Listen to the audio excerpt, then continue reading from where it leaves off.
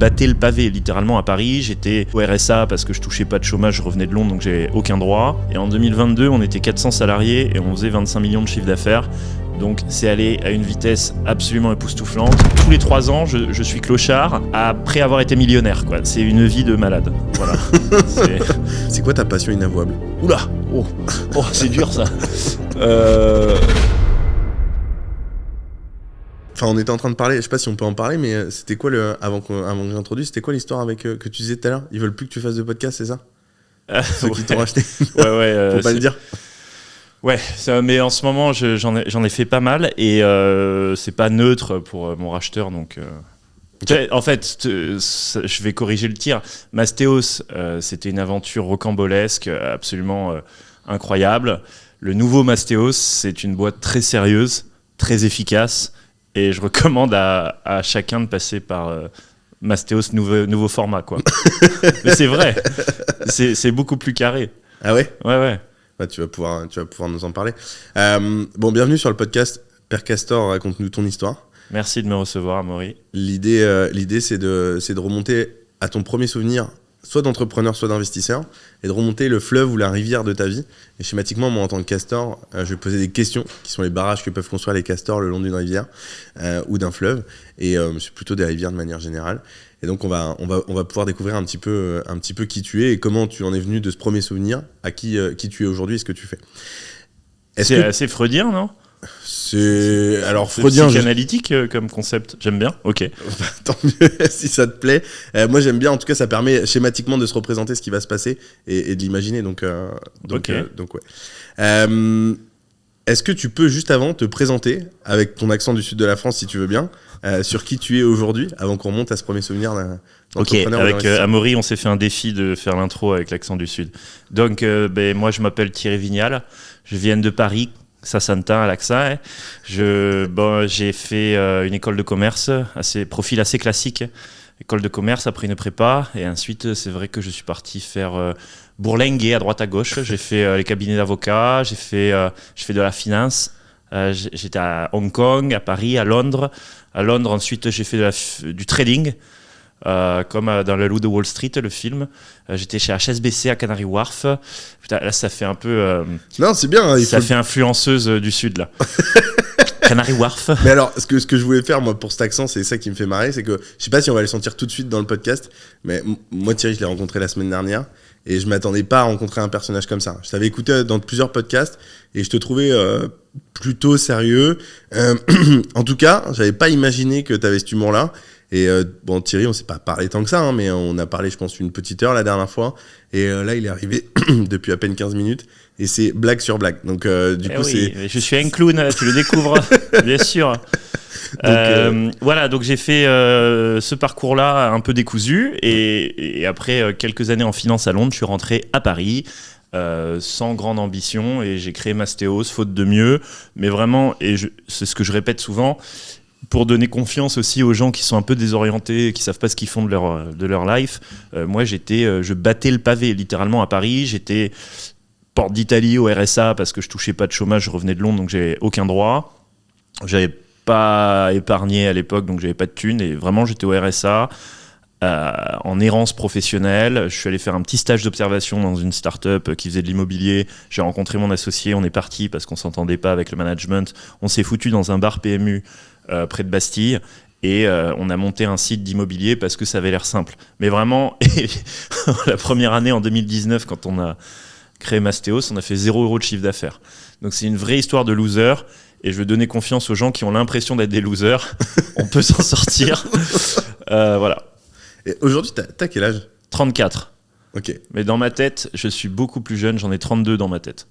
Ok. Voilà, faut le savoir. Mais par rapport à ton histoire, on pourrait croire que t'en as plus. Il y a beaucoup de choses qui sont passées en quelques années. C'est vrai que j'ai encaissé ma première com Mastéos en 2020.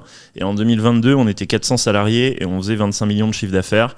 Donc c'est allé à une vitesse absolument époustouflante. Je pense pas qu'il y ait d'autres exemples de start-up qui aient grossi si vite. Et c'est vrai que c'est comme si j'avais eu 15 années d'expérience entrepreneuriale en 2 ans, quoi. Bon, l'aventure Mastéos, ça a duré plus que ça, mais le concentré d'action, c'était entre 2020 et 2022, 2023. On va y revenir parce que forcément c'est intéressant et même sur tout ton parcours, mais je trouve ça génial quoi. T'as été trader à Londres, trader à Hong Kong, enfin c'est ce que tu disais tout à l'heure. J'étais fiscaliste international à Hong Kong, c'est un grand mot, je foutais rien, mais je faisais de la fiscalité internationale à Hong Kong et j'étais trader à Londres, ouais. Ok, bon on va y venir. Est-ce qu'on peut revenir avant tout ça? Alors peut-être on l'a pas dit mais c'est intéressant parce qu'on va aussi conclure par ça à la fin. Là on a parlé un peu mais aujourd'hui en 2024 qu'est-ce que tu fais du coup maintenant? T'as quoi comme activité? Est-ce que tu continues les investissements immobiliers? Je sais ce que tu fais, tu me l'as dit, mais ça peut être intéressant aussi de voir parce que tu dis on peut arriver au RSA ou en tout cas dans une situation où on est un peu on sait pas où on va, ensuite monter une start-up, la revendre parce que c'est ce qui s'est passé et remonter un autre projet puisque c'est ce que tu fais actuellement. Si t'as pas de souci à le dire, est-ce que tu peux l'évoquer? Ouais, je rebats le pavé comme avant. Et c'est marrant parce que c'est cyclique chez moi. C'est-à-dire que quand je suis arrivé à Londres en 2015, je trouvais pas de job et j'avais pas de thunes. Et je me souviens, c'était l'horreur. J'achetais des produits périmés au supermarché parce qu'à Londres, il y a un discount dessus. Ouais. J'ai trouvé un job in extremis en féquant l'interview et j'ai sous-traité parce que je savais pas faire le job, c'était trop quantitatif. Donc j'ai sous-traité un ingénieur népalais parce que j'avais besoin du salaire. Donc j'ai hacké mon premier job à Londres. Ensuite, j'ai réussi à me faire un peu de cash, mais finalement, j'ai tout dépensé. Je suis revenu à Paris sans le sou. J'ai monté Mastéos. Je suis monté à une valo de 155 millions. Mes parts, elles en valaient 30. Quelques mois plus tard, je fais faillite. Pareil, pas de chômage, rien. Et là, je suis sans le sou. Et si tu veux, tous les 3 ans, je suis clochard. Après avoir été millionnaire, quoi. C'est une vie de malade. Voilà. Mais du coup, aujourd'hui, tu nous as pas. Enfin, du coup, c'est intéressant. Bon, maintenant, j'essaye de me relancer dans un projet dont je t'ai parlé. J'ai un délire sur les micro-logements parisiens. Je trouve que c'est un marché qui est incroyable. Ça fait 6 mois que je le ponce et que je fais des centaines de visites de micro-logements. Un micro-logement, c'est un studio qui fait moins de 14 mètres carrés, pour être très précis. Je parle pas des chambres de bonne, sauf qu'on n'a pas d'autres mots pour désigner ces trucs-là, mais moi je fais pas de dernier étage sans toilette et sans ascenseur. C'est toi qui donne le nom de micro-logement. Ouais, voilà, parce que sinon tout le monde dit Thierry vend des sanibroyeurs au 7e étage. Non, je fais pas de chambre de bonne, je fais des micro-logements, donc des trucs très propres, mais tout petits. Pour qu'on comprenne la différence, c'est que toi les toilettes sont à l'intérieur du logement. Voilà, et pas j'ai des vrais WC, j'ai pas de sanibroyeur, je suis toujours en étage accessible ou avec ascenseur, donc je fais vraiment des trucs clean. Non pas que j'aime pas les chambres de bonne, je trouve que c'est un univers fascinant, mais il est un peu trop dark encore et le public n'est pas prêt. Déjà que moi je me fais insulter dès que je travaille sur de la petite surface parce que tout le monde pense que je vais vendre un logement insalubre à une famille de 4 enfants. C'est pas le cas. Moi j'essaye de concevoir une alternative à la chambre d'hôtel. Une chambre d'hôtel à Paris, c'est 12-14 mètres carrés. Ça coûte 200 € par nuit. Moi je pense pouvoir fournir le même prestat, le même design sur la même surface pour un quart du prix en format moyenne durée. Voilà, c'est ça mon défi, c'est d'être une alternative à la chambre d'hôtel pour tous les gens qui sont en mobilité à Paris et qui ont besoin de trouver un logement quasi hôtelier pour 1 mois et plus. Ok, ben on va y revenir. C'est vrai que c'est très intéressant et en plus ça permet de sortir des rendements, on en parlait, qui sont relativement intéressants et un marché, à ma grande surprise en tout cas, qui est très liquide. C'est normal parce qu'il est pas cher. Et à définir en sortie. Ouais, mais tu vois, c'est la phrase que je te disais tout à l'heure avant qu'on commence, c'est que finalement, des fois, avec un œil averti et avisé sur le sujet, tu vois des choses pour des investisseurs. Mais finalement, il faut pas chercher à leur vendre ce que toi tu penses être bien pour eux. Il faut leur proposer. Si, quand même. L'éthique imposerait qu'on soit convaincu par le produit qu'on vend quand même. Mais ce que tu voulais dire, c'est que ce marché obéit à des règles qui ne sont pas les mêmes qu'on trouve sur le marché général. Le mètre carré d'un micro-logement, il n'est pas le même en termes de prix, de coût des travaux et de valeur locative que le mètre carré d'un 200 mètres carrés. En fait, le 10e mètre carré a beaucoup plus de valeur que le 101e. Et quand tu vas dans toutes les villes de province, donc hors Paris, le prix au mètre carré des micro-logements est toujours le double de ta moyenne meilleurs agents. Tu vas à Nice, tu vas à Vannes, de là où tu viens, tu vas à Rouen, n'importe où tu vas, tu auras toujours un prix au mètre carré sur le micro-logement qui est le double. À Paris, il n'est pas du double, il est 20 à 25% plus élevé. C'est un marché qui obéit à ses propres règles, c'est un marché qui est ultra liquide parce que c'est un budget qui est accessible à l'essentiel d'entre nous. On parle de prix qui sont entre 100 et 150 000, donc voilà, à partir du moment où tu as un CDI, tu peux a priori te le payer. Donc c'est très liquide et on peut faire des choses fantastiques avec, mais il faut comprendre quel usage s'y prête le plus, quelle durée de séjour s'y prête, etc. Et finalement, ton rendement, tu arrives à le tirer parce que, comme tu disais tout à l'heure, tes concurrents, c'est pas les autres logements de plus grande taille ou même d'autres micro-logements, c'est les hôtels ou la location courte durée finalement. Bah, la courte durée, peut-être plus. J'ai pas le droit d'en faire, donc je joue pas courte dans durée ces cours-là. en... La longue durée, c'est très bien.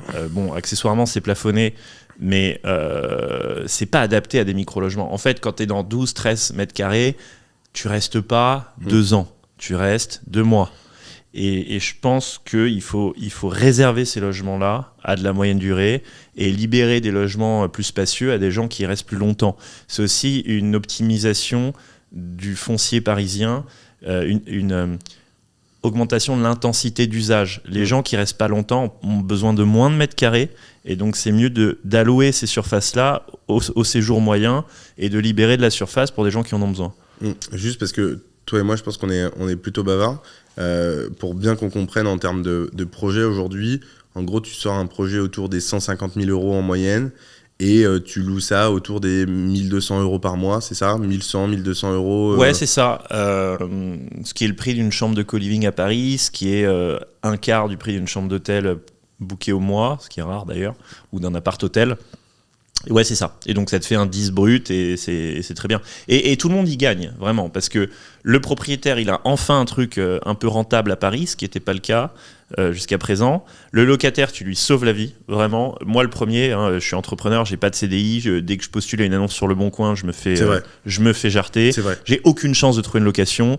En revanche, il me reste encore un peu de sous. Je sors ma carte, je book en moyenne durée, je rentre le soir même. C'est vrai. Ça me sauve, quoi. Et tout le monde... Enfin... Les gens qui sont à Paris, a priori, hors population fragile, ont 1 000 euros à dépenser pour un logement tant qu'il est clean. Moi, mes 14 mètres carrés, ils sont bien mieux que tous les 20-30 que j'ai vus par ailleurs. J'ai vraiment mis toutes les prestats d'un hôtel 4 étoiles. Et tu peux y rentrer avec une carte, il n'y a pas de discrimination. Si tu as un nom connoté, tu rentres quand même. Si tu n'es pas en CDI, tu rentres. Il y a aussi le côté démocratique. Alors oui, c'est un peu plus cher, mais tu as une immédiateté d'accès. Tu n'as pas besoin de faire un dossier de 50 pages. Et tu n'as pas besoin de cocher toutes les cases du type en CDI chez Danone avec des garants français en CDI, etc. Quoi. C'est vrai que c'est intéressant de ce point de vue-là. Donc toi, aujourd'hui, tu loues à des personnes physiques et à des entreprises. On en parlait, tu peux avoir des... Ouais. Okay. Les personnes physiques, ça va être des gens en déplacement, genre le type qui déménage, qui a besoin d'un truc pour pas longtemps, le type qui cherche une vraie loc long terme pas cher, mais ça prend 6 mois à Paris et il a pas envie d'aller chez ses parents pendant ce temps-là, le type qui a divorcé, qui s'est fait mettre dehors par sa femme, l'étudiant japonais en stage, le consultant Accenture en mission à Paris mais qui y vit pas, etc. Et effectivement, je m'adresse également en direct à des entreprises qui ont des sujets de salariés en télétravail, et là-dessus, les entreprises portent le logement, les mettent à disposition des salariés et ça tourne. Moi, j'avais le cas chez Mastéos, je payais très très cher en hôtel avec mes 400 salariés et à un moment, j'ai pris un micro-logement dans le Marais et les gens tournaient dedans et ça me coûtait 1 500 par mois. C'était un tout petit truc, mais c'était parfait, quoi. Et ça me coûtait moins cher que l'hôtel. Bon, ça fait une belle intro. Est-ce qu'on peut revenir à ton premier souvenir, soit d'entrepreneur, soit d'investisseur ? Ouais, c'est marrant parce que j'y avais jamais pensé. Alors, mon premier... ma première rencontre avec le business, c'est chez ma grand-mère à Piriac-sur-Mer en Bretagne, où je m'ennuyais comme un rat mort. Je m'ennuyais comme un rat mort et je sais pas ce que ça foutait là, mais il y avait un magazine Capital qui traînait. Mais je m'ennuyais comme tu peux pas imaginer, l'ennui à son paroxysme. Il y avait rien à faire dans la cabane de ma grand-mère à Piriac et il y avait un magazine Capital et j'avais que ça. Et j'avais 12 ans et ça parlait des grands parcours entrepreneurial, ça date d'il y a longtemps. À l'époque, il n'y avait pas trop d'entrepreneurs de la French Tech, mais j'avais que ça à lire et j'ai dû le lire 20 fois, ce magazine. Je sais pas si c'est le numéro de 2000, tu vois, littéralement. Ouais. Et ça parlait business, et ça m'a éveillé au business. Il y avait un passage sur le trading, ça m'a éveillé au trading. Il y avait un passage sur quelle école faire, c'est ça qui m'a donné envie de faire une école de commerce. Et pendant 3 semaines, j'ai fait que relire ce magazine. Bon, voilà. Ensuite, chez mes parents, j'avais lancé un business de nettoyage de bagnoles. Donc là, ça t'a donné une première envie à 12 ans, et la mise en place s'est fait quand t'avais 15-16 ans ? Ouais, non, dans la foulée, quand je suis rentré chez moi, j'ai lancé un business de nettoyage de bagnoles. Et là, ça a été ma première rencontre avec le risque entrepreneurial. Parce que tu te dis, ok, bon, il y a plein de bagnoles crades là où je vivais, à Issy-les-Moulineaux. Et je me dis, je vais acheter du matos et je vais les nettoyer. J'ai que ça à faire, je vais facturer et ça va me faire de l'argent. et tu te dis pas de risque. En fait, si j'avais acheté un truc pour lustrer les bagnoles et j'ai ma voisine qui m'apporte sa Mini Cooper et j'attaque. Et en fait, je lui raye sa carrosserie parce que le truc pour lustrer, ça raye. En fait, je savais pas l'utiliser. Et j'avais mal compris comment ça s'utilisait. Je lui ai éclaté sa carrosserie. C'est-à-dire qu'elle était rayée. J'ai fait tourner une meule Enfin, c'était terrible. Et du coup, j'en avais pour... elle s'est plainte à mes parents. Ouais. Et je crois qu'on a dû lui rembourser, je sais pas, 5000 balles. Ah ouais. Je facturais 50 balles la presta. Et tu vois, là, j'ai fait faillite avec Mastos. C'est une faillite en plusieurs millions d'euros. Ouais. Mais déjà à 13 ans, je me prenais des liabilities de 10 fois mon chiffre d'affaires. Tu vois, c'est terrible. Non, mais l'entrepreneuriat, le risque, tu sais pas d'où il peut venir, quoi. Ouais. Et après, je me suis mis à livrer des pains au chocolat, mais bon, sans plus. Voilà. Ok. Mais t'en as fait longtemps, lustrer des voitures ou ça t'a arrêté? Ça m'a calmé et je suis passé au pain au chocolat. Ok. Mais donc là, c'était quoi, jusqu'à 18 ans? Non, c'était pour gagner de l'argent de poche, comme tout le monde a dû le faire une fois dans sa vie. Et après. Non, et après, j'ai pas eu de grandes révélations entrepreneuriales et j'avais pas de vocation particulière à l'entrepreneuriat puisque j'ai commencé dans le salariat chez Amundi, chez HSBC, etc. Du coup, on y vient. Donc, toi, t'as fait ton lycée à Issy-les-Moulineaux. J'ai fait mon école primaire, après j'ai fait mon lycée dans une école catho du 16e et ensuite j'ai fait HEC à Paris, après une prépa. Ok. Ah, mais t'as pas fait droit aussi ou t'as fait un double diplôme? En fait, à HEC, je voulais faire la majeure de finance, mais j'avais pas d'assez bonnes notes. Donc j'ai été prise dans la majeure droit et j'ai fait un double parcours droit et HEC. Ok. Ah, d'accord. Voilà. Donc t'es rentré, t'as fait classe prépa. Classe prépa. À Paris, j'imagine. Ouais, IP Sup. Ok. Après, je suis rentré à HEC, j'ai fait en parallèle le cursus de droit. Ah, ok. Et donc c'est pour ça que j'ai commencé en cabinet d'avocat. Parce que j'avais ce double diplôme. Ok, donc tu as fait HEC de manière classique. Je croyais que j'avais compris la dernière fois que tu avais fait droit et ensuite. Non, classique. Ok, ok. Et du coup, d'ailleurs, c'est quoi a posteriori? Tu as 34 ans, tu as terminé HEC il y a 10 ans. C'est quoi ta vision, toi, sur la partie études? Ça t'a apporté une crédibilité sur le marché? Ça t'a apporté des choses? C'est quoi le plus d'HEC? C'est une question intéressante. Je trouve qu'en France, c'est triste, mais la marque HEC ou équivalent a beaucoup trop d'importance. Et par exemple, quand tu lèves des fonds, il faut toujours que tu aies un HEC dans le groupe parce que c'est le stamp qui rassure tous les VC. En gros, si le VC s'est planté, il pourra dire à ses LP non, regardez, il était HEC. Et c'est triste, mais cette marque, elle a de l'importance quand tu lèves des fonds. Après, je suis sûr qu'on peut tu vois, c'est certain que tu peux en lever autant sans avoir fait HEC, mais il faut peut-être un autre biscuit à donner, quoi. Moi, ça m'a facilité les rendez-vous, en tout cas. Après, il y a effectivement l'effet réseau. Tu rencontres plutôt des gens câblés, donc ça aide un peu. Ce que tu apprends sur place, c'est assez anecdotique. Tu peux l'apprendre en ligne. Il y a rien de... Les cours étaient normaux, quoi. Et en tout cas, moi qui ai beaucoup recruté à Mastéos, puisqu'on a recruté 400 personnes. Enfin non, on en a recruté plus d'ailleurs. On a dû en recruter 500, mais avec les entrées et les départs, je crois que j'ai jamais regardé l'école de la personne, quoi. Et est-ce que du coup, ça facilitait les choses, tu crois, pour le recrutement? Le fait que tu avais HEC sur ton tampon, ça a aidé, ça faisait un peu capitaine de navire et ça a aidé ou Je t'ai dit pour la levée de fonds, oui. Ouais, mais pour le reste, pour le suivi, pas plus que ça? Pour le suivi, pour le recrutement, pardon. Bah là, c'est moi qui suis recruteur là, dans le cas de Mastéos. Est-ce que les gens, quand ils voient qu'il y a HEC... c'est pas moi qui fais passer l'entretien, c'est ma DRH. Non. En tout cas, ce que je veux dire, c'est que les gens que j'ai recrutés, je n'ai jamais regardé l'école. Je peux même pas te dire d'où venait, de quelle école ils venaient. Donc je pense que ça a pas trop d'importance, en tout cas dans mon univers des startups. T'arrives, t'as de l'énergie, tu sais de quoi tu parles, t'as une skill. En fait, ce qui a de l'importance, c'est d'avoir une skill, c'est-à-dire une compétence que d'autres n'auraient pas. C'est le seul truc, tu vois. T'es plaquiste, t'as une skill. Tu sais coder, évidemment, t'as une skill. T'es juriste, enfin je veux dire, mais arriver en mode j'ai fait une école de commerce généraliste et je suis un peu bon à tout et bon à rien, ça marche pas. C'est mon cas d'ailleurs, mais moi j'avais l'effet tampon HEC. Donc le problème, c'est que si tu viens d'une école qui a pas cette aura, il faut absolument développer une skill, n'importe laquelle. Mais voilà. On dit une skill. J'en sais rien moi. Un skill, la Wi-Fi, la Covid. Ok, donc t'as terminé HEC en quoi? En 2013. 2013, ok. Et ensuite t'es parti directement. Non, t'es resté en France, t'as bossé chez Amundi, c'est ce que tu disais? Donc 2013, j'ai fait Hong Kong. J'ai passé un peu moins d'1 an dans un cabinet d'avocats à Hong Kong à faire de la fiscalité. Ensuite, je suis revenu chez Amundi. Après, je suis parti à Londres. Chez Amundi, Janus Anderson. Là, on va très vite, mais c'est quoi la vie à Hong Kong? C'est quoi la vie à Londres par rapport à Paris? C'est quoi ton expérience internationale là-dessus? Bah, c'est important d'en avoir une. Désolé, c'est un cliché, mais c'est vrai que mes potes qui sont pas partis, ils sont un poil moins ouverts. En fait, c'est pour ça que les écoles de commerce maintenant t'envoient toujours 1 ou 2 ans à l'étranger, parce que en fait, tu peux pas faire l'impasse là-dessus. Il faut t'ouvrir à d'autres cultures. Londres, c'est trop proche. Hong Kong, ça a le mérite d'être un peu plus exotique. Mais oui, il faut se barrer. Il faut se barrer pour revenir. Hein. Mais barrez-vous un maximum, quoi. Et même après les études, hein, j'ai plein de potes qui ont... Si t'as pas trop d'attaches, va à Dubaï, va à San Francisco. Il faut aller dans le top 20 des grandes métropoles où les choses se passent, quoi. Et toi, t'es pas resté à Vannes. Moi, je suis pas resté à Carcassonne ou à Piriac-sur-Mer. Il faut bouger, ouais. Ok. Donc t'as fait ce pont entre guillemets en allant à Hong Kong où t'as été avocat. Ensuite, t'es passé trader à Londres. Ouais. Non, mais je te jure, ma carrière, c'est déjà, je m'en rappelle mal parce que j'ai une mémoire nulle. Alors moi. Ouais, et c'est très décousu. J'étais pas avocat, j'étais juriste, fiscaliste. Pardon, ouais, après, j'ai fait quelques cabinets à Paris. Ensuite, j'étais dans une boîte d'asset management à Paris puis à Londres.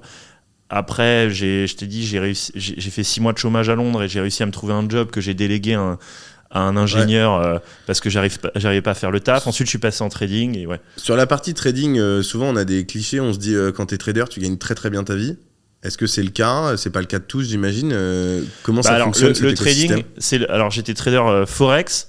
C'est l'ancêtre des cryptos. Enfin, Okay. Trader, c'est un grand mot parce que j'y ai passé 2 ans. Donc, on était sur un trading desk. Et c'est vrai que moi je recevais des pubs à HEC, faire fortune avec le trading et tout. Et donc je m'étais intéressé au truc. Et j'avais fait des formations à la con, comme aujourd'hui tu vas avoir des influenceurs qui vont te vendre des formations crypto. Enfin, elles sont toutes aussi débiles les unes que les autres. Mais moi j'ai été pris là-dedans. Mais comme j'étais à HEC, j'avais aussi les vrais cours en parallèle. Et quand je suis arrivé sur un vrai trading floor, après avoir fait le trader dans ma chambre, j'ai découvert le décalage que tu as entre le trading professionnel et le trading amateur. Donc le trading amateur, on te vend de l'analyse technique et tout. Et le trading pro, en fait, pour faire simple, tu as 2 choses.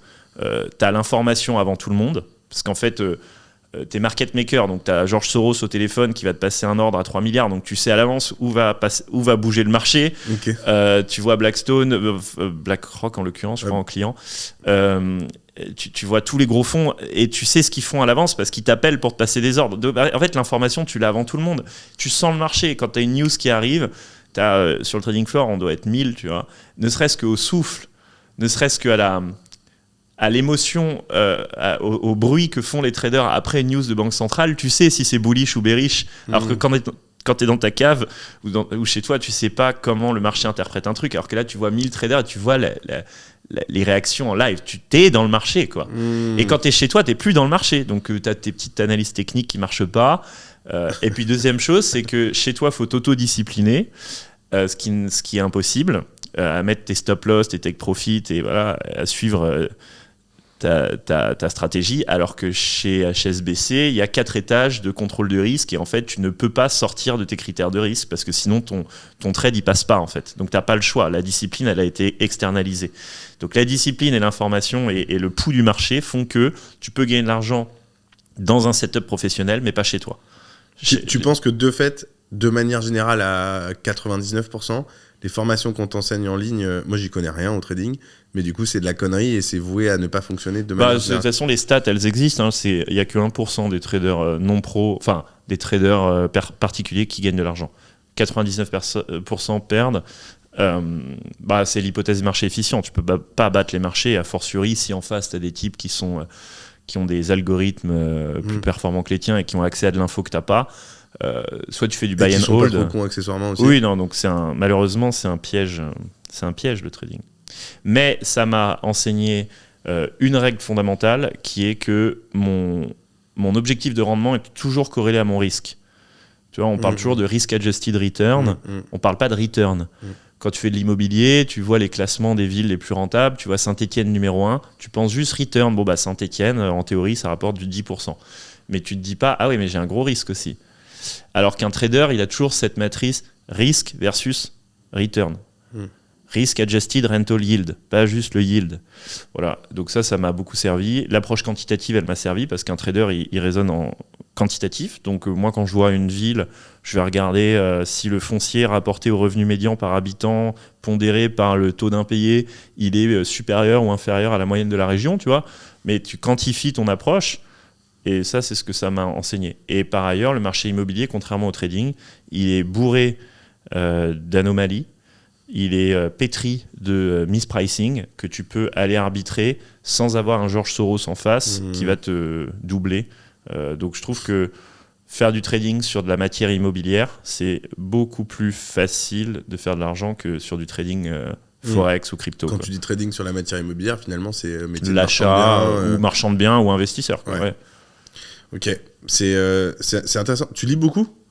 Je lis beaucoup de philo, je suis passionné de philo. Je fais le grand écart entre TikTok et la philo. Ouais. Donc je suis comme un débile sur TikTok et de temps en temps je lis Schopenhauer, Jankélévitch, Nietzsche. Tu lis quoi ? Tu lis un livre par semaine ?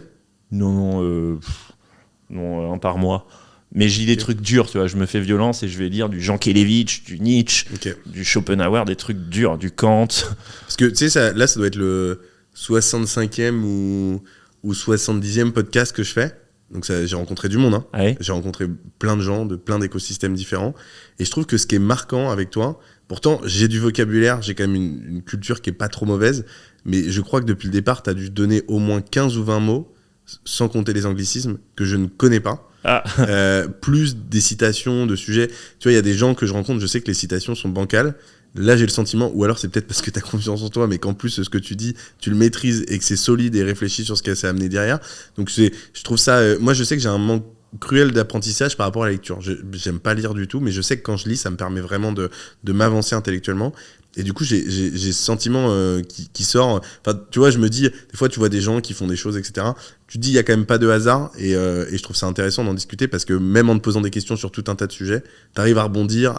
Tu vois, au départ, tu l'as vu certainement dans mon regard. Tu m'as dit, est-ce que c'est freudrien ou canalytique ? Je crois que tu m'as dit ça. Freudien ou canalytique. Et non, mais c'est pas anodin. C'est pas anodin ce que je dis. Et enfin, je te laisse rebondir, mais je trouve ça intéressant. Et c'est pour ça que je voulais te poser la question parce que je trouve que ça joue énormément sur le quotidien et ça permet de... Tu vois, je suis pas étonné que en discutant avec toi comme ça, je pense qu'on s'en rend moins compte quand on écoute derrière parce qu'on n'est pas la personne qui questionne. Mais tu vois, je comprends que tu arrives à emmener les gens, etc. Que tu aies réussi aussi à lever un sujet. Alors, on y viendra sur Mastéo s'il y a eu des changements de marché, etc. Mais t'arrives à captiver, à emmener quand tu racontes l'histoire. Et en plus, t'as des citations qui font qu'on a envie d'y aller avec toi, quoi, tu vois. Ouais. Même moi qui suis investisseur immobilier, à chaque fois que je te vois, j'ai envie à chaque fois, je réanalyse de mon côté, tu vois, comme tout à l'heure, et je reviens. Et puis là, je me dis, putain, c'est une bonne idée, son truc, j'ai envie d'y aller avec toi, quoi. Tu vois ce que je veux dire ? Bah, c'est sympa. Alors, écoute, moi, mon analyse du sujet, alors déjà, j'adore la philo, mais je lis pas tant que ça, honnêtement, parce que comme tout le monde, je me fais happer par les apps TikTok et je m'abrutis toute la journée sur des sujets un peu cons. Après, je me force, si j'ai pas le temps de lire, à me faire 10 minutes de podcast, mais pas les podcasts que tout le monde écoute sur le développement personnel et compagnie. Faut vous forcer à écouter des podcasts durs comme en prépa. Vous avez sur France Culture, France Inter, il y a des audiobooks. Ouais, des audiobooks sur Nietzsche, lus par Luc Ferry. Faut se remettre à des auteurs un peu canoniques parce que c'est le dernier lien que tu as avec cet héritage intellectuel qui est français et qui va de Pascal à Colette en passant par Paul Valéry. Et en fait, je suis, je pense, un peu moins smart que la moyenne. Et ce vernis de culture, c'est déjà un vernis social. Ça me permet d'avoir des mots intéressants de temps en temps. Et ça me permet aussi de prendre du recul. Parce que les philosophes, leur métier, c'est de prendre du recul et de conceptualiser des trucs qui te paraissent un peu bizarres. Et conceptualiser et raconter une histoire par-dessus, c'est ce que fait un bon leveur de fond, quoi. Il t'isole un concept, c'est un peu brouillis son truc, et il va ramasser tout dans un concept facile à comprendre, et par-dessus, il va te mettre du storytelling. Et ça, les philosophes sont très forts pour ça. Donc ça peut aider, ouais. Pourquoi tu penses que t'es un peu moins intelligent que la moyenne ? J'ai pas de mémoire, je suis nul en maths, j'ai eu 6 au concours HEC en maths, à l'écrit et à l'oral. Enfin, honnêtement, j'ai pas l'impression. Mais c'est vrai que comme je me force à faire au moins 10 minutes de philo par jour, ça donne l'impression que, quoi. Est-ce que tu crois pas que t'es un moins intelligent que l'écosystème que tu fréquentes? Non. Et pas que la moyenne? Non, je pense vraiment Parce que que j'ai jamais voulu moi, j'ai passer fait une de test prépa. de QI parce que je suis sûr que je me foirerais. Je suis allé au Dentsia. Ouais. HEC, il faut aller le chercher malgré tout. Hein. Enfin, j'imagine que t'es quasiment trilingue. Ouais, mais ça va. Français-anglais, c'est facile. Espagnol, on l'a vu. En classe, en LV2, tout le monde parle espagnol maintenant. Et puis après, HEC, moi j'étais nul en maths. Et comme je sais bien raconter des histoires, j'ai eu des super notes là où il faut raconter des histoires, c'est-à-dire en philo, culture G, économie et tout, quoi. Ok, et ça t'a permis de compenser. Ouais. Voilà. Il faut quand même aller les chercher, je sais. Hein. C'est pas anodin, mais ok. Et donc, du coup, tu fais du trading. Tu m'as pas répondu, par contre, à la question. Donc, tu me racontes des histoires, mais je te lâche pas. C'est quoi le salaire moyen? Tu dis, on est 1000 sur le. Ah ouais. Combien gagne un trader là-bas? En fait, t'as le junior. Moi, j'étais junior parce que j'arrive pas à tenir plus d'1 an ou 2 dans un job. Donc, c'est comme les cabinets d'audit, c'est ouais, junior 1, junior 2. Ok. Ouais, moi, j'étais analyste level 1, level 2. Et donc, je gagnais un salaire, je sais pas, je devais gagner 70 000 pounds, 80 000 pounds avec un bonus en fonction des perfs du trading desk. Ok. Mais du coup, rien de foufou, sachant que la vie à Londres coûte une blinde, ouais. donc non. Et en fait, il y a un moment où on te file un vrai book à toi et tu commences à faire des trades discrétionnaires et tout, et là, tu peux te faire des millions. Mais ça arrive d'un coup, c'est comme quand tu passes partner dans un cabinet avocat ou dans un cabinet de conseil. Tu deviens associé finalement. Ouais, enfin en tout cas tu deviens trader senior, on te file un gros book et là tu fais de l'argent. Mais moi j'ai pas atteint ce stade, j'ai arrêté avant. Ok, donc il y avait un vrai gap sur le floor où il t'en avait qui gagnaient entre... Ouais, il y en avait qui gagnaient des millions et d'autres qui gagnaient un salaire normal d'analyste en banque, quoi. Et c'était en pourcentage, c'était vraiment très faible parmi tous ceux qui étaient sur le floor, où il y avait une proportion assez importante qui gagnait très très bien leur vie? Bah c'est une pyramide, quoi, mais t'as toujours... c'est pas une pyramide, c'est une belle curve. Non, tu vois, je suis vraiment nul en maths, mec. Il y en a très peu qui gagnent beaucoup et beaucoup qui gagnent très peu, comme dans toute organisation. Ouais. Non, mais tu pourrais en avoir genre 2 ou 3, ou alors t'en as une cinquantaine sur 1000. Tu vas avoir une dizaine de types qui gagnent 10 millions et plus, mais ils sont tous en prison depuis parce qu'il y a eu plein de scandales sur la manipulation du LIBOR. Pour ceux qui suivent l'actualité financière, ils sont tous partis en prison. J'en ai au moins 2-3 en tête là, qui littéralement ont fait de la taulle parce que le problème c'est que t'es tellement au cœur du marché que tu peux très vite manipuler les prix juste en un message sur Bloomberg, et les types je pense qu'ils en étaient même pas conscients eux-mêmes, qui manipulaient des marchés entiers, mais en fait il y a toute une génération qui s'est fait prendre par la compliance là-dessus. Ouais. Tu me fais marrer. Tu dois avoir pas mal de trucs dans la tête, non? Tu regardes le verre et ça t'a perdu, t'étais focus sur le café. J'ai un trouble de l'attention diagnostiqué. Okay, mais ça aussi, c'est commun en ce moment, tout le monde s'auto-diagnostique. Le TDAH, là. Ouais. Donc c'est bullshit, mais je l'ai aussi. Donc, ok. Bon, du coup, tu termines à Londres. Du coup, tu reviens à Paris et là, t'es au RSA. Donc, t'avais un bon salaire, une bonne rémunération pour Londres. À Londres, j'avais un bon salaire, mais je me suis barré parce que... Pourquoi tu dis que t'es devenu millionnaire à Londres et que t'es rentré, que ça a été cyclique? Non, pardon, millionnaire, c'était plutôt pour l'épisode Mastéos. Pour Londres, j'aurais pu potentiellement être millionnaire assez rapidement si j'avais continué dans le trading. C'est ça que je voulais dire. Okay. Et après, en rentrant à Paris... j'avais pas mis de côté, je pensais que j'allais toucher un chômage, je pensais qu'il y avait une convention franco-anglaise, mais non. Pareil pour les entrepreneurs, j'étais persuadé après la faillite de Mastéos que j'allais au moins pouvoir avoir un chômage, mais non. Ouais, ça c'est dégueulasse quand t'es président de la société. Ouais, t'as rien. T'as rien du tout. Tu cotises de la même manière, mais t'as rien. Ouais. Ça c'est abusé. Triste, hein. Ouais. Et donc du coup tu rentres en France, tu fais quelques mois au chômage.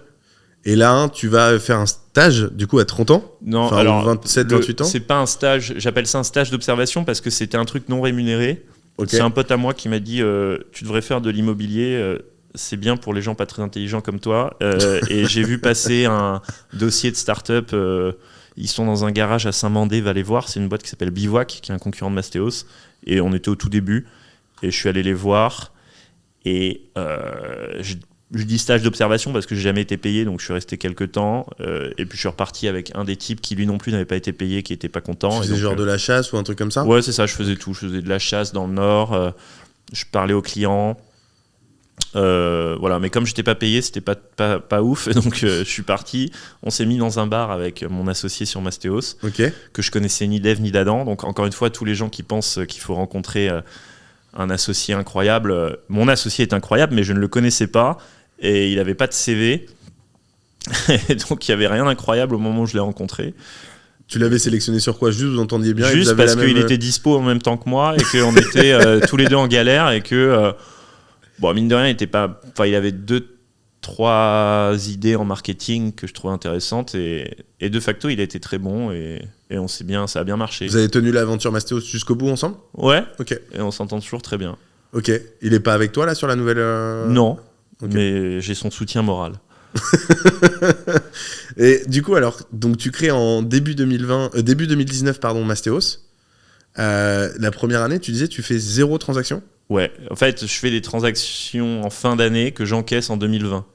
Et tu lances en l'équivalent janvier 2019, quelque chose comme ça? J'ai déposé les statuts le 18 février 2019, ouais. Ok, ah oui, donc quasiment un an, mais ou alors t'avais des économies où t'allais chez tes parents, mais comment tu vivais sur cette année? Je vivais très mal, j'étais au RSA, et puis je tirais de l'argent à droite à gauche, à mes potes, à ma tante. Ok. D'ailleurs, je dois encore de l'argent à pas mal de gens, c'est ça qui est triste, à cause de cette époque-là où j'empruntais à droite à gauche pour pouvoir tenir la première année, ouais. Ok, et donc t'as lancé cette activité, et qu'est-ce qui a fait que tu y as cru autant si t'as mis autant de temps à le démarrer? J'y ai pas cru, hein, c'est ça que je dis. Ah, t'y ai pas cru? Bah non, parce que beaucoup de gens pensent qu'il faut déjà être un génie. Avoir fait HEC, je suis pas le bon exemple parce que je l'ai fait, mais je suis persuadé qu'il n'y a pas besoin. Mon associé Jérôme n'a pas fait HEC et Maxime non plus. Enfin, j'avais un autre associé.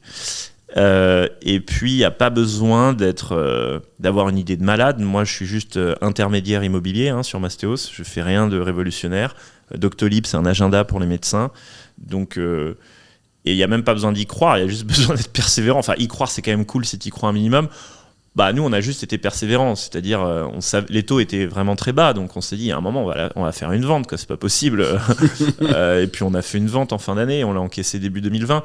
Puis, on en a fait une deuxième, une troisième. Et après, c'est vrai que l'accélération était assez dingue parce qu'on faisait une vente par mois au début. Ensuite, on est rapidement passé... Donc, en 2020 ? Ouais, c'est ça. On encaissait une vente par mois.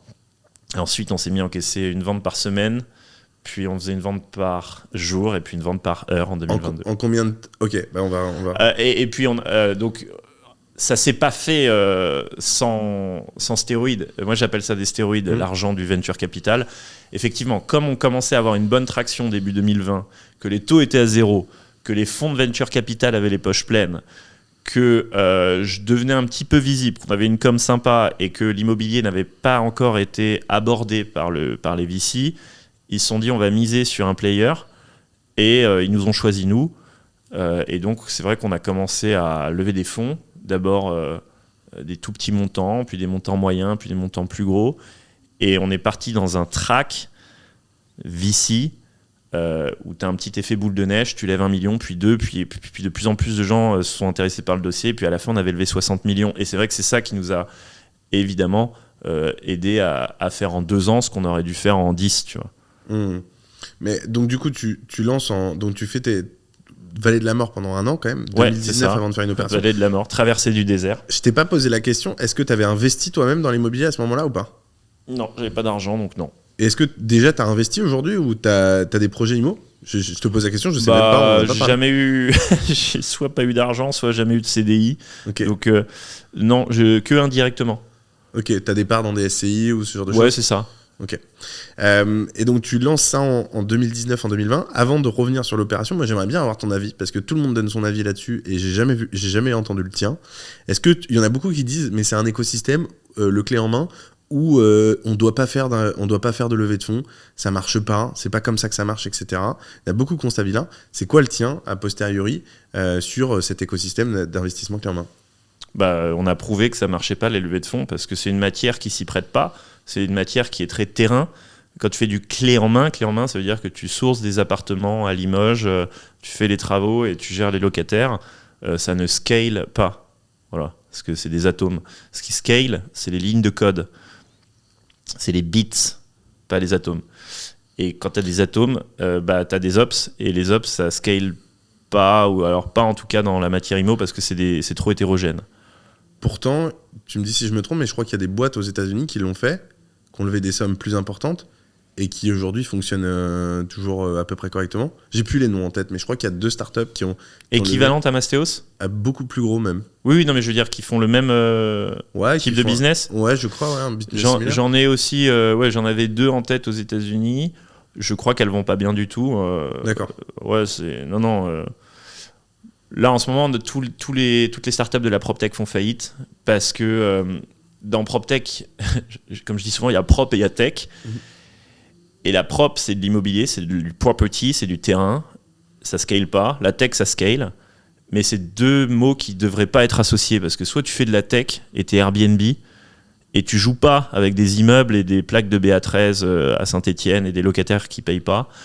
Soit tu fais de l'immobilier, tu le fais très bien, tu le fais localement là où tu es expert, mais tu peux pas t'amuser à faire scaler une boîte d'immobilier de terrain avec de l'argent qui est destiné à des boîtes tech. C'est le SaaS, ça scale, l'intelligence artificielle, ça scale, mais l'immobilier, ça scale pas.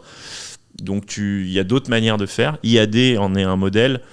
Ils ont une innovation organisationnelle forte. Aujourd'hui, c'est une licorne. Ils n'ont pas eu besoin de lever.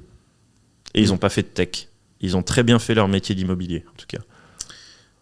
Bon bah, merci pour cette première réponse. Et deuxième question que je voulais te poser aussi. Je crois que tu as essayé de faire une marketplace avec Mastéos. Est-ce que tu crois qu'il y en aura une qui va éclore dans les années à venir? Ou d'après toi, c'est aussi un modèle qui peut être compliqué à mettre en place? Je sais pas si j'ai fait une marketplace. Moi, j'avais une app où les gens pouvaient acheter nos biens. Ouais, mais... C'est ce que j'appelle une marketplace, okay. Mais ouais. Il y a une grande idée, c'est de faire un se loger du locatif.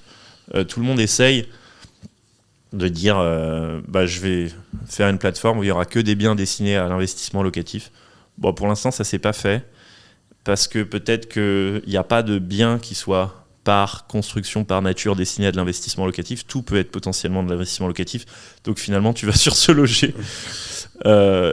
Après, tu as des calculateurs automatiques de rendement qui existent, qui te disent moi, je connais le loyer à l'endroit où le bien est. Donc je vais automatiquement te dire le rendement et je vais t'envoyer les annonces les plus rentables. Mais tu finis avec des annonces où le rendement est très élevé parce que tu es à Vatetos ou Beaumont, au fin fond de la Normandie, que ton mètre carré il est à 500 € et que ton loyer il est plus que 0. Donc ton rendement il est à 18%. Enfin, tu vois, à chaque fois, ces trucs-là, ça foire. Et voilà. Tu penses que c'est un métier à l'ancienne où finalement, ce qui a toujours fonctionné, il va être difficile d'apporter une révolution dans ce marché-là? Je pense qu'il faut se concentrer sur le service qu'on rend aux clients plutôt qu'essayer de révolutionner la tech immobilière. Il n'y a pas besoin. En fait, le client, il veut que son chantier il soit fini dans les temps, dans les prix et que le locataire, il paye. Tu peux mettre une app à 30 millions. Enfin, moi j'ai mis 10 millions d'euros dans mon app. On avait 20 codeurs et on avait le late founder de Conto qui était CTO du truc. Donc vraiment, on avait une équipe de stars.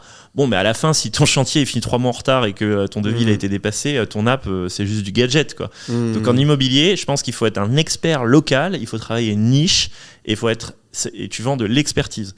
Moi, sur mon nouveau projet, je fais que du moins de 14 mètres carrés à Paris. Je fais rien d'autre. Je suis un expert absolu de ce sujet. J'habite à Paris, je source mes produits, je suis le chantier, je gère les locataires de A à Z. J'ai pas de tech, j'ai juste une expertise absolue en la matière. Ouais, non, mais c'est intéressant ta vision là-dessus.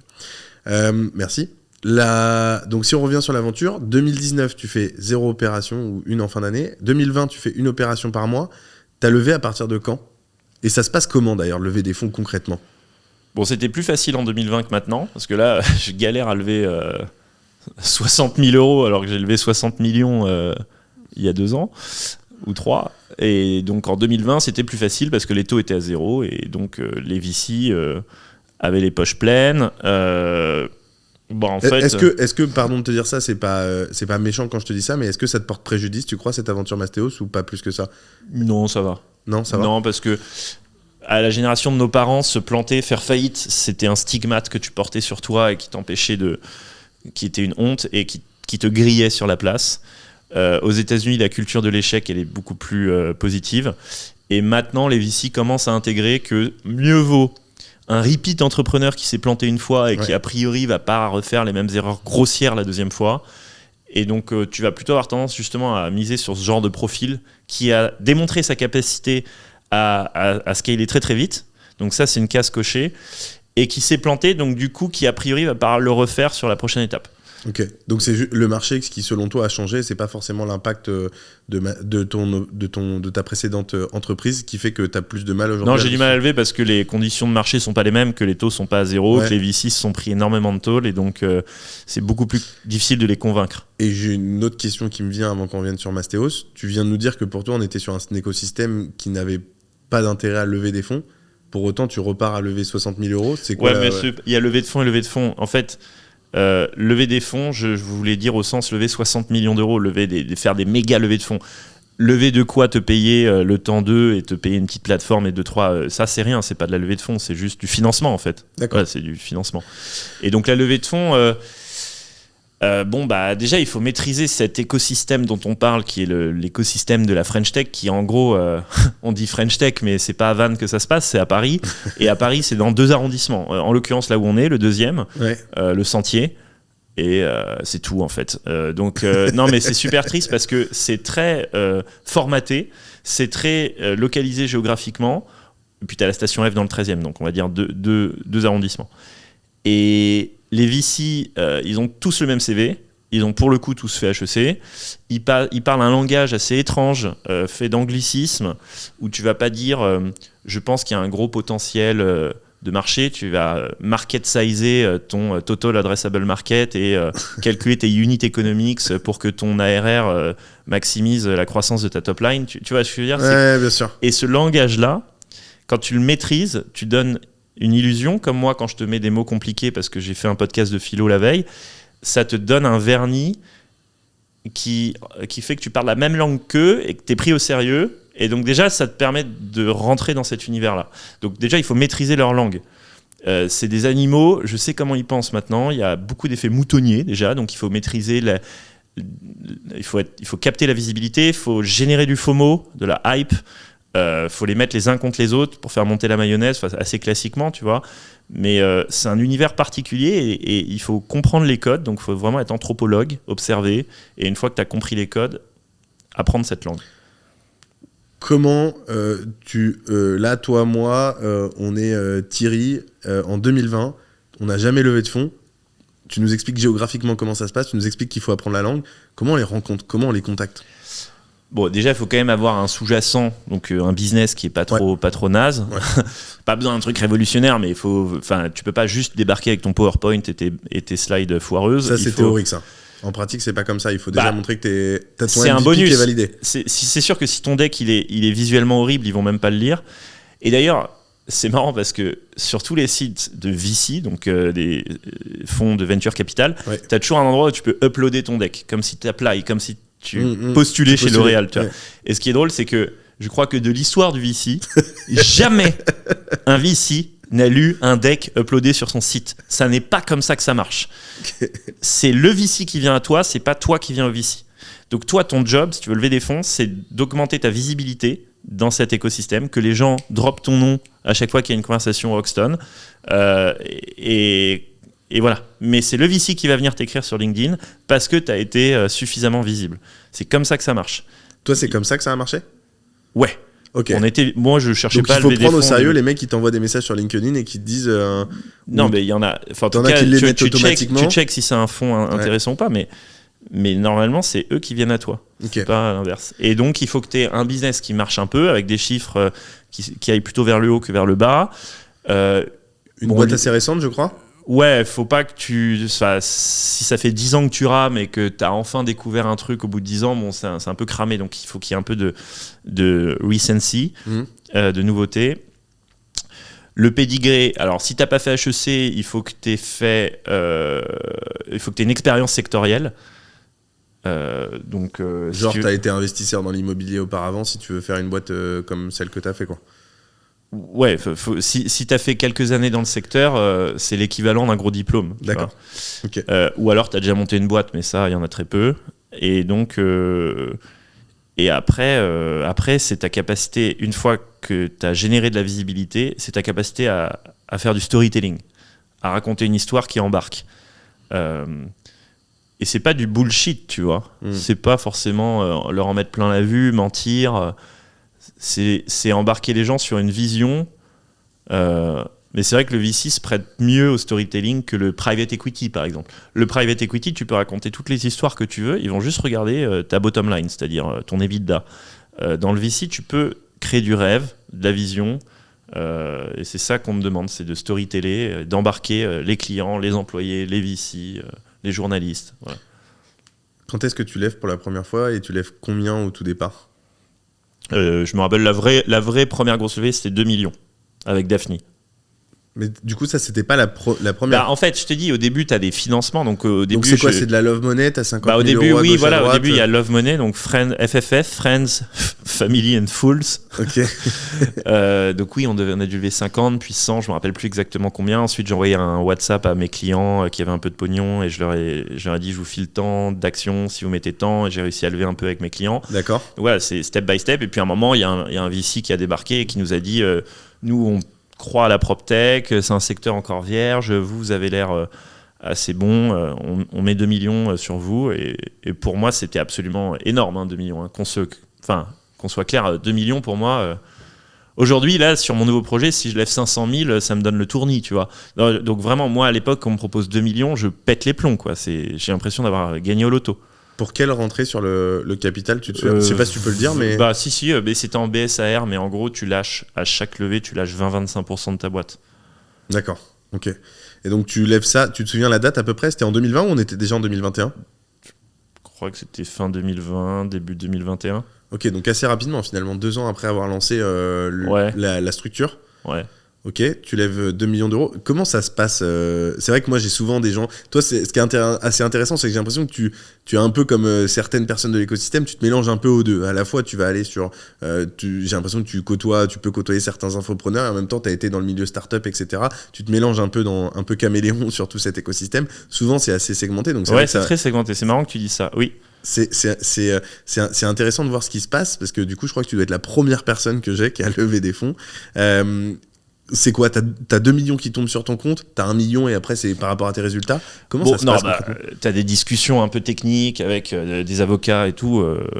Mais en fait, ce qu'il faut retenir, c'est que la difficulté à lever, elle n'est pas tout à fait corrélée au montant.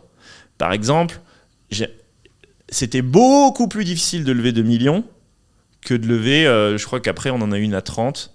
Tu vois, les 30. Parce qu'en fait, les gens à qui tu parles, ça représente un pouillème, ça représente une erreur d'arrondi pour eux. Donc parfois tu vas lever des fonds auprès de quelqu'un pour qui 2 millions c'est énorme, et du coup le niveau de difficulté il est monstrueux et j'y arriverai pas non plus. Et en fait c'est aussi le choix des interlocuteurs. Si tu vas parler à un très gros fonds pour qui c'est une erreur d'arrondi, le niveau de difficulté n'est pas le même. Mais après la difficulté c'est d'avoir un rendez-vous avec cette personne. Mais donc ça se passe très bien, c'est un déjeuner, tu pitches le truc, tu montres un graphe, tu racontes ta vision. Bon, des lignes à 2 millions, ils sont capables d'en mettre plusieurs. Ça correspond, ça coche les cases. Ils font un comité, on draft de la documentation juridique. Voilà. Et donc, tu lèves ces 2 millions. Ensuite, tu continues. Là, tu recrutes du coup ? Ouais, et après, oui, avec les 2 millions, en fait, ça donne le tournis quand tu les as sur le compte, mais ça part très, très vite. Et un des grands reproches tout à fait justifiés que je reçois, c'est bordel, t'as levé 60 millions pour faire faillite. Moi, si j'avais 60 millions sur mon compte, je pourrais survivre 200 ans. Le problème, c'est que cet argent, c'est pas de l'argent qui sert à être placé sur un livret A, c'est de l'argent qui a vocation à être cramé le plus vite possible. C'est vraiment ce qu'ils te disent. Ils te disent, on met 2 millions, c'est pas pour que tu fasses le bon père de famille, c'est pour que tu sois leader de ce marché dans 12 mois, tu vois. Donc, tu prends 1 million, tu fais 1 million de pubs, et l'autre million, t'embauches des stars, et t'accélères, et je veux que dans 6 mois, il n'y ait plus rien sur les comptes, et qu'on relève, et qu'on recrame de l'argent, parce que ce qui compte, c'est pas ta profitabilité, c'est l'hypercroissance de ton chiffre d'affaires. C'est que tu sois leader de l'investissement clé en main en France dans quelques mois ou quelques trimestres. Ça doit être excitant en plus quand on te dit ça, non ? À ce moment-là, tu as une énergie folle qui doit se dégager de l'équipe, non ? Ouais, exactement. Et cette énergie, cette adrénaline, elle est assez addictive. Et donc, c'est pour ça qu'on s'emballe dans ces levées de fonds. Il y a toute l'adrénaline aussi de la presse, devenir visible quand on l'a jamais été, c'est une expérience marrante.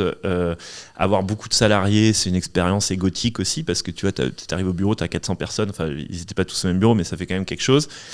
Et donc, forcément, ça monte à la tête et ça fait faire des erreurs. Et surtout, quand tu n'as pas une culture de la profitabilité, tu es moins centimier, tu gères moins bien ton argent, forcément. Tu vas prendre des décisions qui vont maximiser autre chose, en tout cas, la croissance. Mais pas... Moi, j'ai des copains qui ont bossé chez toi. Ouais. En tout cas, il en sort que... Moi, on m'a toujours dit, chez Mastéos, t'étais très bien payé. C'est pour ça. Bah ouais, parce que... non, mais comme tes budgets limités, tu prends des stars, tu les payes une fortune. Et il disait qu'il y a une bonne ambiance ou pas ? Ouais. Bon, ouais. C'est ce qui compte. Tu me fais marrer, putain. T'es un ouf, toi. Avec des questions. Mais tu me fais rire. Ouais. Je m'attendais pas. En fait, c'est tellement fou que t'aies réussi à monter un truc comme ça. Hein. La manière dont tu t'exprimes, etc. Et à côté, t'as un côté, je trouve, je m'en foutiste. Avec, tu vois, pour reprendre des termes un peu pompeux, je sais pas si c'est le terme, mais avec un flegmatisme. Mais je trouve, c'est fou quand même. Tu t'incarnes quelque chose et je me dis que c'est. Enfin, t'as des personnalités comme ça que tu rencontres et t'en fais gentil. Partie. Bah après, pardon, juste la faillite, malgré ma bonhomie naturelle, elle a généré beaucoup de stress. De malheur. Il y a des gens qui ont des clients dont le chantier n'ont pas été fini, des salariés qui n'ont pas reçu leur prime de départ, des sous-traitants qui n'ont pas été payés. Il y a peut-être dans le tas un sous-traitant qui a fait faillite à cause, ou même deux. Il y a des créanciers qui n'ont pas été remboursés. Non, ça a eu des conséquences un peu dramatique pour pas mal de gens, donc je peux pas en rigoler comme ça. Et puis bon, moi, ma situation est catastrophique à titre perso. On en parlait. L'entrepreneur qui fait faillite, il se prend les 3D. C'est dépression, dette, divorce. Moi, je me les suis pris les trois à une certaine échelle. Donc, on peut rester chill en toutes circonstances. C'est ce que j'invite les gens à faire. Je trouve qu'on est dans une société qui est un peu trop sérieuse. Après, c'est pas parce que on est chill qu'on prend pas au sérieux ce qui se passe. Mais Ah non, mais j'ai pas dit que tu le prenais pas. Ouais, je sais, mais et je trouve ça, en fait, je trouve ça fou que t'arrives à t'en sortir, enfin, à garder. Tu vois, ce matin, j'ai reçu 2 mails qui étaient pas les meilleurs. Je peux le dire, hein, je revends un terrain. J'ai Next City qui l'achète. J'ai un bailleur social qui rachète en bloc et la mairie qui veut pas qu'on fasse le pourcentage de l'eau qu'on a prévu de faire. Donc c'est la mairie qui bloque le projet. D'ailleurs, s'ils m'écoutent, ce serait bien de faire un effort. Et c'est dans l'intérêt de tout le monde. Et donc et j'ai reçu ça. Et puis une autre offre que j'avais sur un projet et finalement l'acheteur se rétracte. Et tu vois, c'est relou, mais c'est pas la fin du monde. Et moi, ça m'a un peu impacté. Et quand je suis venu, je me suis dit, non mais en vrai, je trouve que tu arrives à garder le smile, alors que c'est vrai qu'on en parle, je rigole, etc. Mais je pense que intérieurement, c'est hyper dur de rebondir. Et t'y arrives, et t'arrives à garder le sourire. Et moi, la soirée où je t'ai vu, tu restais positif, tu continues à aller dans l'écosystème. Tu m'as dit quand même une phrase, tu m'as dit, il y a les dîners de Vincent Pavanello qui fait des dîners, et t'as tout un certain public qui est invité là-bas. Et tu vois, je me dis... c'est très bien ce que je fais, tu vois, mais aujourd'hui, je suis content de faire ce que je fais, mais j'ai la chance aussi de te recevoir parce que tu as eu cette évolution. Peut-être que sinon, tu serais en train de côtoyer d'autres personnes et je trouve ça très dur de rebondir et de se dire, ok, il y a peut-être un an et demi, je mangeais à côté du ministre du Logement et aujourd'hui, je suis à côté d'un petit jeune, aussi sympa soit-il, dans le cadre du développement d'une activité, bah forcément, ça impacte. Et tu arrives à garder le sourire, tu arrives à garder l'énergie, à relancer un projet et ça, c'est pas facile. Et je pense que sur la vie entrepreneuriale, c'est aussi une force et il faut la garder. Et c'est pour ça que je trouve ça assez positif, tu vois. Je trouve ça cool que tu arrives à relancer comme ça. Et donc c'est pour ça que je tiens à te le dire aussi. Tu vois, c'est gentil. Moi, il y a aussi que j'ai pas le choix. Hein. Parce que pas de thunes. Donc, alors moi, j'adore l'entrepreneuriat. Mais il faut savoir aussi que c'est contraint. C'est-à-dire que j'ai des potes qui avaient mis de côté ou cash out, qui étaient entrepreneurs, qui ont fait faillite. Bon, bah là, ils se prennent une année sabbatique. Moi, peut-être que je me serais pris une année sabbatique si j'avais de l'argent. Là, j'en ai pas. Donc, je n'ai pas d'autre choix. Pourquoi tu l'as pas fait ? Alors, question assez récurrente aussi, c'est pas si facile à faire les cash out. Peut-être que si ma vie en dépendait, j'aurais pu forcer le truc. Mais déjà, à l'époque, j'en avais pas besoin. Je n'avais pas besoin d'argent. Et puis en plus c'est très mal vu par les VC quand tu bazardes tes parts au moment où ils te soutiennent financièrement, c'est super mal vu quoi, parce que normalement tu es censé être un peu à la vie à la mort et tu t'enrichis que si ça marche bien à la fin. C'est c'est pas sympa pour les employés. En fait, à partir du moment où tu cash out, il y a toujours le risque perçu que tu te relâches un peu et Voilà. Et après, il n'y a pas beaucoup de liquidité non plus. Hein, donc, c'est pas comme sur Boursorama où tu cliques je vends mes parts et dans la seconde, tu as un acheteur. Là, faut aussi trouver le type qui va te racheter des parts de start-up dont la valo est un peu hasardeuse. Tu peux pas revendre genre 2-3% sur chaque. Enfin, moi, c'est ce que. Si, j'avais reçu le gars de. Alors, je dis qu'en plus, j'avais reçu personne qui a levé des fonds, mais c'est faux. Je me rends compte, on a reçu Shop Up Up. Je sais pas si tu vois qui c'est. Non, Shop Up Up. Ouais, tu sais, c'est une boîte, ils sont 200 collaborateurs. C'est sur Nantes et ils sont partout en France aujourd'hui, je crois. Et en fait, c'est un peu le Blablacar de la livraison quand tu fais tes courses. En gros, ils te livrent, tu vois, du Super U, du Carrefour jusqu'à chez toi. Okay. Et c'est des particuliers, ils prennent 5 ou 10 euros à chaque livraison, tu vois. Okay. Et ils font, je sais pas, mais c'est colossal, hein. Je vais pas dire de conneries, mais je crois que ça doit être 10 000 livraisons par semaine ou un truc comme ça. Enfin, c'est vraiment devenu costaud, quoi. Et lui, il me disait, je crois qu'il avait réussi à prendre sur chaque levée de fonds, il revendait 2-3% à chaque fois. Ouais, bah, je le ferais si jamais je repars là-dedans, mais j'avais pas cette culture du cash-out. J'avais pas de besoin impérieux de cash-out. Mais j'en aurais eu bien besoin parce que je peux pas me payer mes factures d'avocat là. Ah ouais ? Oui. Mais c'est la difficulté quand tu sors d'une c'est un autre sujet, ça. Apprendre à anticiper quand on est entrepreneur gérant le cas où ça peut mal se passer. C'est ça aussi qui fait qu'un repeat entrepreneur, il va mieux anticiper, il va mieux se blinder contre les risques de faillite. Et voilà. Moi maintenant je suis expert faillite. Tous les gens qui sont sur le point de faire faillite, ils m'écrivent sur LinkedIn, ils me disent Thierry, donne-moi les 3 réflexes à avoir parce que j'ai plus de cash dans un mois. Et c'est un métier, hein, le restructuring et les procédures collectives et l'anticipation de ce genre d'événements. T'en as beaucoup qui te contactent, tu vois beaucoup de gens qui font faillite. Ouais, franchement, j'en ai une dizaine là depuis cet été qui m'ont sollicité en me disant Thierry, vraiment je sais pas quoi faire. Et t'as des trucs évidents à faire que les gens font pas parce qu'ils n'ont pas cette culture, tu vois. Tu sais pas quand est-ce que tu dois déposer ta cessation de paiement, il y a un délai légal, hein, que tu peux faire une conciliation bancaire avant d'attaquer des choses plus sérieuses, etc. Enfin, tu as des bons réflexes à avoir. Ouais. Ok. Tu montes, je regarde le timing en même temps. Du coup, tu montes cette structure, vous arrivez à quasiment 400 personnes, ça continue de croître. Au plus haut, tu lèves 60 millions d'euros. En cumulé, j'ai levé 60. Ah, c'était 60 en cumulé, ouais. Et donc, tout va bien. On fait 200 ventes par mois. Et puis, un beau jour, les taux remontent.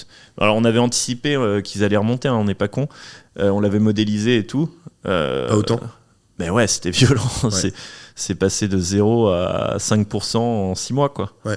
C'est un black swan, comme on dit en finance. C'est un truc que tu peux même pas anticiper. C'est d'une violence, c'est comme un confinement pour Big Mama, tu vois. Ouais.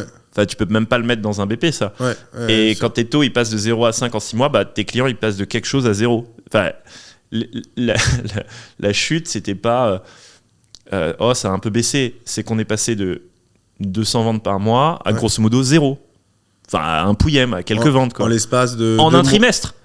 Je me rappelle, mars 2023, on faisait encore 150 ventes. Avril, on en faisait 50. Et puis mai, on en faisait 10. Enfin, en fait, quand tu empruntes à 5 alors qu'un rendement net en France, ça va être 4, tu perds de l'argent, tu vois. Donc ça n'a aucun intérêt. C'est-à-dire que l'investissement locatif, les investisseurs ont disparu. Donc moi j'ai 400 salariés, 30 bureaux, une structure de coûts de 30 millions d'euros par an. Qu'est-ce que tu veux que je fasse ? Même t'es trop gros à la fin. Enfin, même si t'avais pivoté avant sur ton modèle d'aujourd'hui. Non, mais j'ai pivoté, j'ai fait plein de pivots, t'inquiète pas. Ouais. J'ai tout variabilisé. Je suis passé en mandataire. J'ai commencé la rénovation énergétique en filiale avec EDF.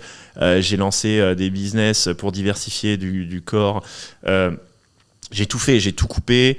J'ai licencié 300 personnes. Mais le truc, c'est que c'est le downsizing. Déjà, ça coûte très cher. Licencier 300 personnes, ça coûte 5 millions d'euros déjà. En fait, t'es le Titanic, tu vois l'iceberg, mais tu sais que t'es trop gros pour dévier, t'as pas le temps. Et il n'y a plus de clients, donc à quoi ça sert ? Non, là, c'était foutu de chez foutu. Ouais. Est-ce que tu penses que si jamais les taux auraient une augmentation raisonnable, Mastéos serait toujours en vie et du coup, le fonctionnement aurait pu perdurer dans le temps ? Eh bien, bonne question également. Je pense que si on n'était pas mort de la hausse des taux, on serait peut-être mort de la complexité opérationnelle générée par notre hypercroissance. On a fait 900 chantiers, 1500 transactions dans 180 communes, dans 4 pays. Parce qu'on a aussi fait on a fait la Grèce aussi. Okay. Et en fait, c'était ingérable. En fait, cette pression à l'hypercroissance alors qu'on gère du placo dans des villes de province, ça fonctionne pas. Donc à la fin, les clients ils pétaient les plombs, on n'arrivait pas à finir les chantiers, le service client était mauvais. Aujourd'hui, que Mastéos a une taille correcte, Novaxia fait un super boulot. Je tiens à le dire, je le dis sincèrement. Mais nous, à notre époque, c'était trop dur à gérer, donc on serait peut-être mort de la complexité opérationnelle du modèle. Ok, donc ça peut se faire, mais sur le temps long. Ça peut se faire, mais en local, un pied devant l'autre, et ouais, avec une perspective long terme. Ok.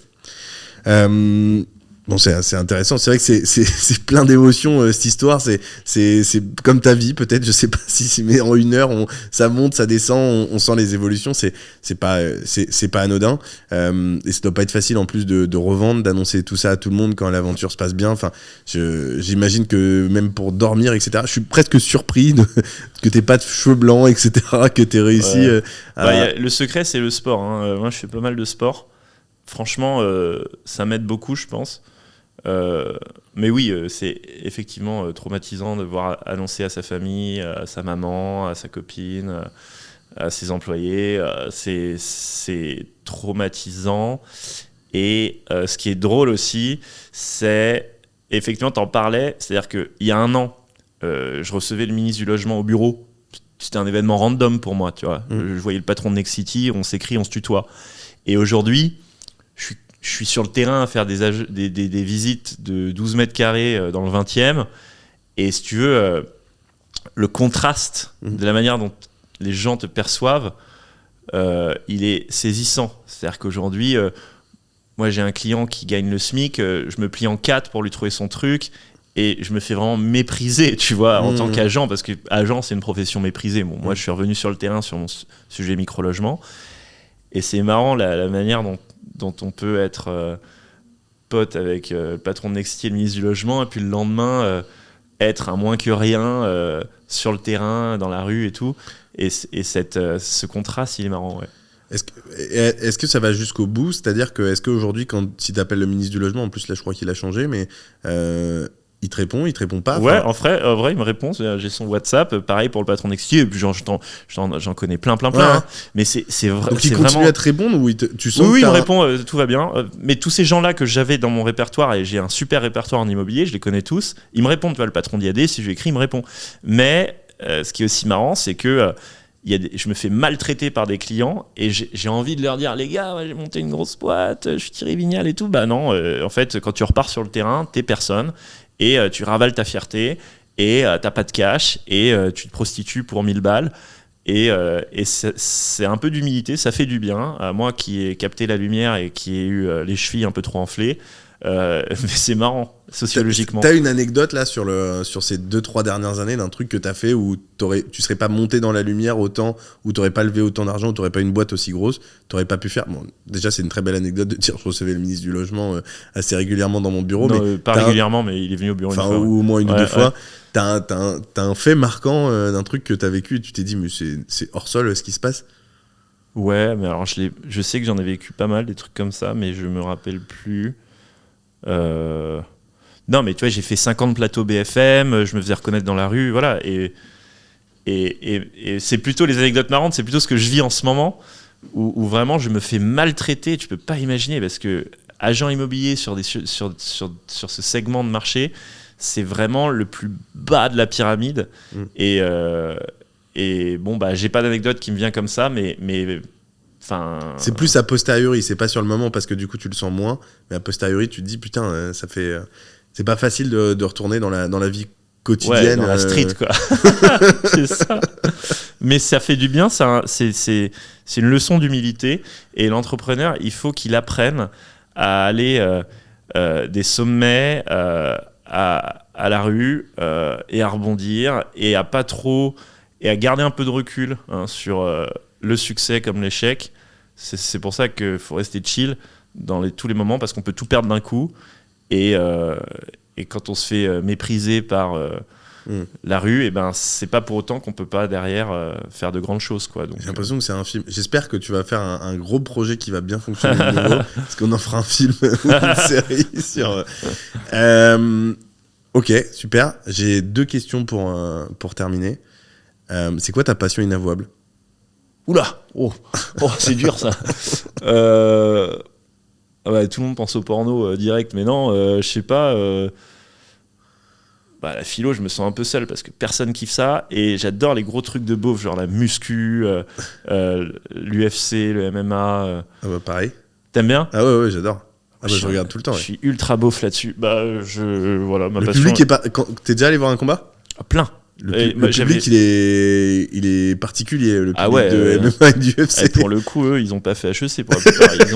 Mais le MMA, j'adore. Et j'avais Cyril Gann en client, j'ai son numéro et tout. Ah ouais ? Ouais, client Mastéos. Bon, finalement, il a pas dealé avec nous, mais j'ai des photos avec lui au bureau. Et je m'entraîne au MMA Factory où on croise pas mal de stars. Ah ouais ? Je suis nul, hein, mais je vais tout le temps m'entraîner là-bas. Okay. Et là, comme j'ai plus de cash, j'ai plus de quoi payer le truc, donc j'y vais plus. Et j'adore la muscu, sinon. Ok. C'est ultra beauf, mais je trouve ça incroyable la muscu parce que t'as pas besoin d'être très fort. T'as juste besoin de rajouter 1 kg à chaque séance. Et au début, tu soulèves 20 kg. Tu soulèves ta barre du sol, elle pèse 20 kg. Puis la séance d'après, elle pèse 21. Ouais. Et tu vois ta force évoluer. Je trouve ça addictif. Et à la fin, moi, ça fait longtemps, ça fait 2-3 ans que j'en fais. Maintenant, je soulève 200 kg. Ça paraît dingue, mais en fait, c'était 1 kg par 1 kg. En soulevé de terre ? Ouais. Ah ouais ? Enfin, très exactement, je suis à 195 kg en record. Et en fait, c'est juste en ajoutant 1 kg à chaque fois. Et les levées de fonds, l'entrepreneuriat et tout ça, c'est aussi un bon parallèle à faire avec la muscu, parce qu'en muscu, tu as toujours la tentation de prendre des stéroïdes. Aujourd'hui, c'est hyper courant, les gens ils se piquent et ça t'évite de faire 10 ans de basic fit, parce que tu te piques, t'es hyper musclé en 1 an, et donc t'as économisé 9 ans. Mais tu t'es pourri les organes. C'est pareil en levée de fonds. Parfois, le V6, c'est de l'argent stéroïde. C'est dangereux pour les organes. Ça fait gagner un peu de temps. Et c'est bien de rajouter 1 kg à chaque fois et de prendre son temps. Et le mélange des deux, c'est peut-être le bon. Pas forcément de stéroïdes, mais tu as le droit de prendre un peu de prot. Voilà, ouais, exactement. Tu peux prendre un peu de créatine si tu veux. J'ai une dernière question, ça va être pour clôturer. Est-ce qu'il y a une question que je t'ai pas posée, qu'on n'a pas abordée, qui te semble important de traiter pour comprendre qui tu es ? Et ce sera ta phrase de conclusion. Oula, la pression. Non, mais une petite citation que j'aime bien. Vas-y. Oula. C'est une citation que j'ai pas compris, qui est une citation de Bukowski, qui est un auteur américain que j'aime bien. Et il a mis sur sa tombe, son épitaphe, sur sa tombe, il a écrit « Don't try ». C'est mon père qui m'a raconté cette anecdote. Je n'ai jamais compris ce qu'il voulait dire. Et j'essaye de comprendre, et je trouve que le « Don't try », n'essaye pas. Je trouve ça trop bizarre de mettre ça sur sa tombe. Mais je sais pas, il y a un charme mistérieux sur cette citation et tu peux l'interpréter de 1000 manières. Mais n'essaye pas, ça veut aussi dire force pas trop, suis ton cœur. Si t'essayes trop, si tu sens que il faut que ça vienne aussi naturellement. C'est nietzschéen, il faut trancher, tu vois. Et donc j'ai pas la réponse, je ne sais pas ce qu'il voulait dire, mais don't try, ça m'inspire à suivre un peu mon cœur entre guillemets et faire ce qui maximise aussi ton excitation. T'as pas l'impression d'essayer en fait, c'est ça qui veut dire. Si t'as pas l'impression d'essayer, si c'est naturel, c'est que t'es sur la bonne voie. En ce moment, j'ai pas l'impression d'essayer, j'adore mon nouveau sujet, et voilà, c'est ça ma citation, don't try, trop bizarre. Eh ben don't try. Merci Thierry. Merci. À bientôt. Salut.